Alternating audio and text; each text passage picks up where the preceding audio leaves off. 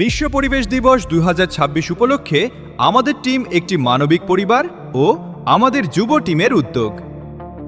প্রতিদিন আমাদের চারপাশের প্রকৃতি নীরবে দিয়ে যাচ্ছে জীবন, সৌন্দর্য ও প্রশান্তি। কিন্তু আধুনিকতার দৌড়ে পরিবেশ আজ নানা সংকটের মুখোমুখি।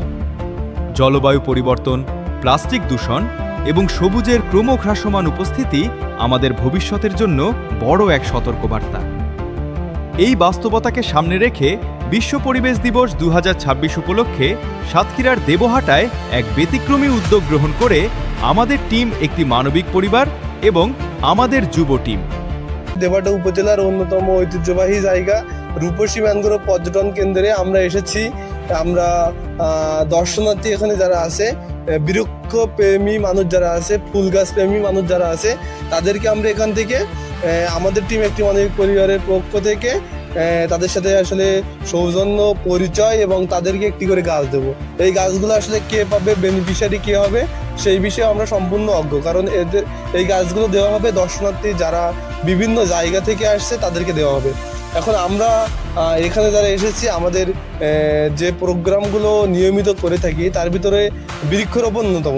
আমরা আজ পরিবেশ দিবসে আমরা একই সাথে ঘোষণা করতেছি 1 মাস ব্যাপী বৃক্ষরোপণ কার্যক্রম। কারণ আমরা জুন 5 তারিখ থেকে জুলাই 5 জুলাই অবধি আমরা বৃক্ষরোপণ কর্মসূচিও পালন করে থাকবো। উপজেলার অন্যতম জনপ্রিয় পর্যটন কেন্দ্র রূপসী ম্যানগ্রোভ পর্যটন কেন্দ্রকে ঘিরে শুরু হয় পরিবেশ সংরক্ষণ ও জনসচেতনতা বৃদ্ধির এই কর্মসূচি। বিকেলের কোমল আলোয় স্বেচ্ছাসেবীরা হাতে তুলে নেন ভালোবাসার প্রতীক ফুলের চারা। পর্যটন কেন্দ্রে আগত দর্শনার্থীদের মাঝে বিনামূল্যে বিতরণ করা হয় বিভিন্ন প্রজাতির ফুলের চারা। প্রতিটি চারার সঙ্গে ছিল একটি বার্তা, একটি গাছ, একটি প্রাণ, একটি গাছ, একটি সুন্দর আগামী।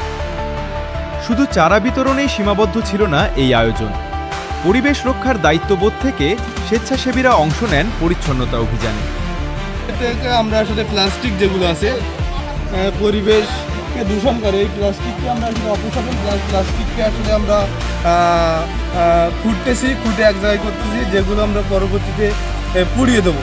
এই কারণটা হচ্ছে আমরা চাই আমাদের যে রূপসী ম্যানগ্রোভ বা এই ধরনের ম্যানগ্রোভ পর্যটন কেন্দ্র এবং প্রাকৃতিক সান্নিধ্য যে জায়গাগুলো আছে সেই জায়গাগুলো আসলে সুরক্ষিত। আমরা সকলেই চাই যে আসলে আমাদের এই এলাকা এবং আমাদের রূপসী ম্যানগ্রোভ এরিয়া যেগুলো আছে প্রত্যেকটা এরিয়ায় আমরা আসলে প্লাস্টিক মুক্ত করার জন্য আমরা দৃঢ় অঙ্গীকারবদ্ধ। পর্যটন কেন্দ্রের বিভিন্ন স্থানে ছড়িয়ে থাকা প্লাস্টিক বোতল, পলিথিন ও অন্যান্য অপচনশীল বর্জ্য সংগ্রহ করে নির্দিষ্ট স্থানে অপসারণ করা হয়। এই ছোট ছোট উদ্যোগই গড়ে তুলতে পারে বড় পরিবর্তন। কারণ পরিবেশ রক্ষা শুধু কোনো প্রতিষ্ঠান বা সংগঠনের দায়িত্ব নয়, এটি আমাদের সবার দায়িত্ব, আমাদের সবার অঙ্গীকার।